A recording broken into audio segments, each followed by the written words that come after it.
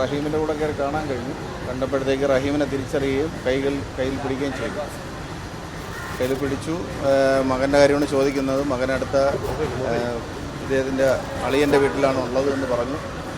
Recover ചെയ്ത് വരാനുള്ള പ്രതീക്ഷ ഇല്ലില്ല. അങ്ങനെ ഒരു വിഷയം അതിനെക്കുറിച്ച് സൂചന പോലും കൊടുത്തിട്ടില്ല. അവർ കൊടുത്ത സ്റ്റേറ്റ്മെൻറ്റ് അനുസരിച്ച് തന്നെയാണ് ഇപ്പോഴും പോകുന്നത്. അവർ കട്ടിൽ നിന്ന് വീണത് എന്നാണ് ആദ്യം കൊടുത്ത സ്റ്റേറ്റ്മെൻറ്റ്. ആ സ്റ്റേറ്റ്മെൻറ്റിൽ തന്നെയാണ് പോകുന്നത്. അതിന് അവർ റിക്കവർ ചെയ്ത് വരും, കുഴപ്പമില്ല. അവർ റിക്കവറായി വരും. സംസാരിക്കുന്ന വ്യക്തമായി തിരിഞ്ഞില്ലെങ്കിൽ പോലും മനസ്സിലാക്കാൻ പറ്റും. നമ്മൾ ശ്രദ്ധിച്ചു കഴിഞ്ഞാൽ മനസ്സിലാക്കും. അത് റഹീമിന് മനസ്സിലാവുന്നുണ്ട്. റഹീം അതിന് മറുപടിയും കൊടുക്കുന്നുണ്ട്. അഫാനെ പറ്റി ചോദിച്ചു.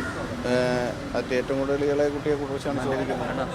ഇല്ല അങ്ങനെ അറിയിച്ചിട്ടില്ല. അങ്ങനെ അറിയിച്ചിട്ടില്ല. ഇപ്പോൾ അവരുടെ സഹോദരൻ്റെ വീട്ടിലാണ് ഉള്ളതായിട്ടാണ് അറിയിച്ചിട്ടുള്ളത്. അത് തന്നെയാണ് വിശ്വസിച്ചിരിക്കുന്നത്. ചോദിക്കുന്നുണ്ട് അവർ. അപ്പോൾ ICUലായതുകൊണ്ടാണ് ഇങ്ങോട്ട് കയറ്റി വിടാത്തത് എന്നുള്ള രീതിയിലാണ് പോകുന്നത്. അങ്ങനെ തന്നെയാണ് പോകുന്നത്.